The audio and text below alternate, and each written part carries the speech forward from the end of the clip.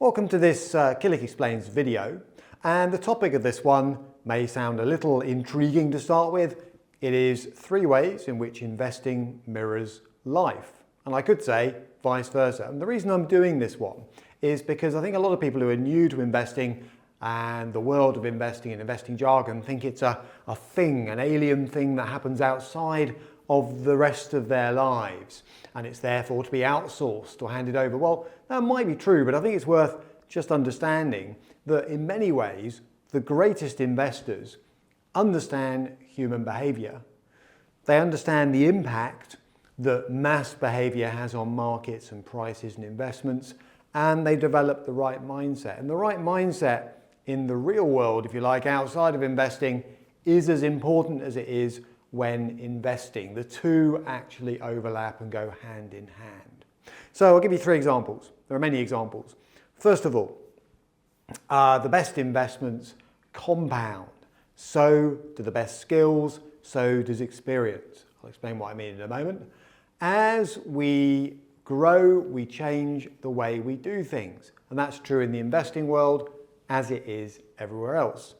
And setbacks are a disaster for some people and opportunities for others. And that is as true in the rest of life as it is in the stock market. Now let's take those in turn. So how do investments compound? First of all, investments compound mathematically. So for example, and you'll see this next to me, if you have £100, very simple example, and you could earn, not promising it, not guaranteeing it, but you could earn 10%, let's say, which, by the way, at the point I'm making this video, early in 2025, is less than the return you could have got from investing in the American stock market last year, but that's by the by. If you could get 10%, no one's going to guarantee you will. After 1 year, you'd have £110 because you'd have the £100 you started with plus 10% of it. Now, if you left the sum to compound rather than pulling out any money, rather than taking out the £10 you've earned, after 5 years, you'd have £161. And after 10 years, rolling that investment through, you'd have something like £259.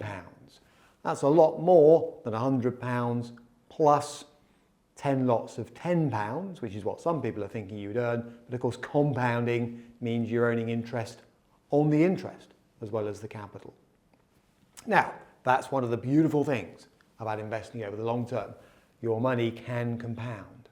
Money makes money, as it were. Same for us outside of investing. All right, life is all about taking risks, trying new things, learning when they go well, learning when they don't. That's also true in investing, by the way, and therefore developing and growing. So all the things that are happening outside of saving and investing should also be applied to a saving and investing long-term strategy. Now, point 2 was in both worlds, that's the investing world and the real world, we should be changing and growing. Okay? What does that mean as an investor? As an investor, it means over time, there's not one strategy for life. You know, the strategy you adopt when you're 18, for argument's sake, may well not be, and perhaps probably shouldn't be, the same one you have when you're in your 40s, 60s, 70s, and so on. So over time we change where we invest, we change how we invest, active versus passive, dividend versus growth, and so on and so forth. And also, of course, how much we can afford to invest. We may start as students with nothing to invest, or very little, but that changes over time. And age brings an ability to change and grow too, outside of investing. As you get older, you tend to develop more resilience. All right, bumps in the road affect you less. You get a greater perspective on life, and generally your responses, not in all cases, I'm married to a Spanish wife after all, your responses get a bit calmer. All right. Now, in both cases, in investing and in the real world, it's important in order to transition from sort of the young to the middle-aged to the older investor to recognize a rule of thumb. Change what you control, manage what you don't, and understand the difference. And that works well in investing. When markets suddenly get hit by something from left field, the best investors recognize that's not necessarily something they could have changed, but they can manage how they respond to it. That's important in life too.